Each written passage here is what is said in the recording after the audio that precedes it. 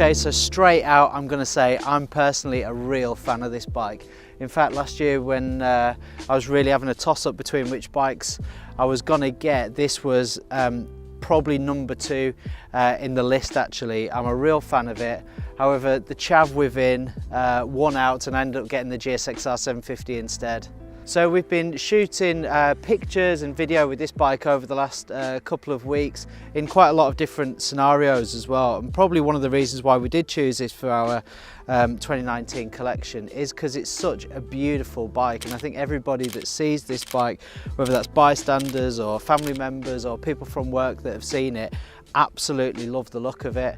And you know, me too. Now this particular model is the pure version of the R9T range, so it's the most stripped back version of the R9T that BMW have. So this is the sport version of the R9T Pure, and on it you get a few extras actually included. Heated grips you get, LED indicators you get a chrome exhaust, and these absolutely beautiful 17-inch spoked wheels, which in my opinion just really make the bikes look so much better. They're really, really nice. And to be honest, I really think that the sport package available on the R9T Pure is really, really worth the money.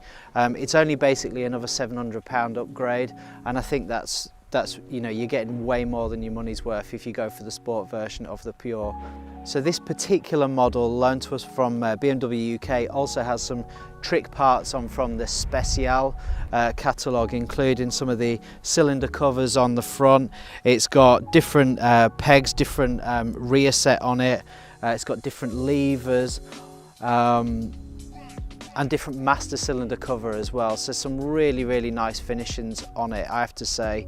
And you know, they're beautifully well made, beautifully CNC'd, and you know, they really add to the styling of this bike. So this is, I suppose, BMW's way of showing that you can customize your Pure bike, and you know, of course they're going to have it on the press bike. The RRP for the R9T Pure Sport is £10,930, including all of the extras that BMW have put on it. We are looking at £13,225, including those extra parts from the Special catalogue. Now that's 2,300 quid added to the price of the bike, and yeah, I think these are a really nice addition to this particular model. However, if it was me personally and this was my bike, I'd probably scrap some of that, being honest. But what I would do is I would change the colour of the bike. BMW have just brought out this beautiful, I think it's part 719, beautiful black and gold colourway on the tank and some of the parts of the fairing, and I've seen it at various shows, and honestly in the flesh it looks absolutely beautiful. Now in terms of what I would do is customising, that would be the first check in my box. Okay, so in terms of the way it rides, now firstly we talk about the engine. So this is BMW's classic 1170cc Boxer twin. It's air cooled. It sort of takes you back to I suppose that heritage motorcycling, which is what the Pure is actually all about. And you know what, it's a fantastic engine. You get that lovely Boxer wobble when you turn it on, and when you flip the throttle, it's a lovely feeling. In terms of power, this is 110 horsepower, it's 116 newton meters of torque, which in old money is 85 foot-pound of torque. So for the type of bike it is, I don't think you're ever really going to need or want more power. You know, it's a really nice engine, loads of fun. Actually, the engine is just fantastic to hoon about on. You know, it really fits the type of bike that this is. Obviously the Boxer twin, the type of engine that it is, it just means that there's loads of torque available, you know, from right bottom low in pretty much every gear, to be honest. So loads of torque available, and actually as you rev it and you take it right up the rev range, you know, there's loads of power there, and it's actually, do you know what, it's pretty linear. Really like the way this engine behaves, and it probably encourages you to do more. Now, in terms of the suspension is really nice. It's actually quite soft, which adds to the comfort. You know, it's a really comfortable bike to ride. The seat is nice and comfortable, but it's not like wallowy in the corners or anything. It's actually quite confidence inspiring. So, you know, when you do get out there and start pushing it, it rides really well. It inspires you in the corners. It doesn't, you know, bounce around too much. I think everybody that buys this bike with the type of bike in mind that it is, I think is not going to be disappointed. It rides really well through the corners, it handles really well. It's also incredibly nimble. I've found this bike, and while it is a little bit heavier, and we'll talk about that in some more detail, this is an incredibly nimble bike. I found the turning circle like really helpful. So if you're in a city or a town and you've got to do some sort of tight corners or tight turns, I should say, or you're in a parking lot or something like that, this has probably got one of the best turning circles that I've ridden on a new motorcycle recently anyway. It's really fantastic. In terms of the brakes, in my opinion, they're absolutely brilliant. Now, every BMW that I ride, I always think, God, they've got the brakes sorted, and this is absolutely no exception. So we've got 4-piston radial Brembo brakes on 320mm dual disc brakes, and do you know what? The stopping power on this bike is really, really fantastic. Loads of power. It's quite progressive as well, and again, you know, like the handling, it's really confidence inspiring. Onto the size and the weight. Now, it's no secret that the R9T, she's got a bit of junk in her trunk. You know, she's a wide lady, she really is, and you know, obviously you see that when you see it at shows and so on and so forth, but practically speaking, you know, getting like 2 bikes in a van like we've been trying to do over the last couple of weeks, they're not going to go side by side because the cylinders are so wide. You know, like for me, I've got a little gate that goes into my house where I store my motorbike, and you know, the R9T took one look at it and was like, no, she ain't going in there, because she's, you know, it is a wide bike. So practically speaking, you've just got to sort of bear that in mind. It's not going to stop you filtering, it's not going to stop you doing anything else, but you know, if you've got little quirks with where you live or whatever, or you've got to stick 2 bikes in a van next to each other, it's probably not going to work out quite as you'd imagined. I would say she's also reasonably heavy. This bike is 220 kilos when it's fully fueled, which is not, it's not over heavy, but it's certainly not light either.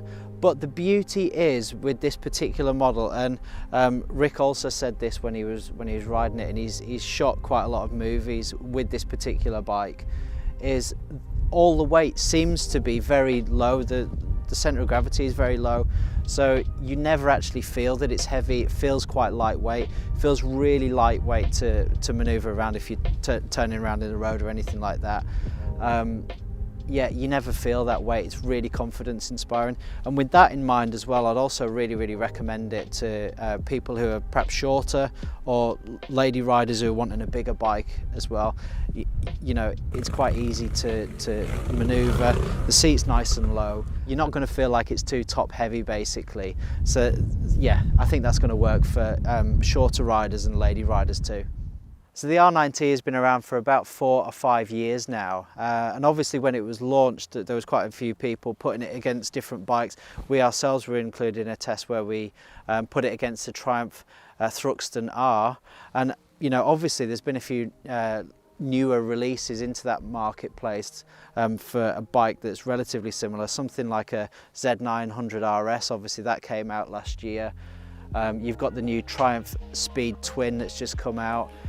You could even chuck into there the Indian FTR 1200, and I think they're going to be some of the bikes that people might look at when they're considering a bike like this. Personally, I think this is still fantastic, and I still think it's an absolutely fantastic choice if you're looking for a heritage, great looking roadster type machine. I think this is 100% is going to stand up in terms of the competition.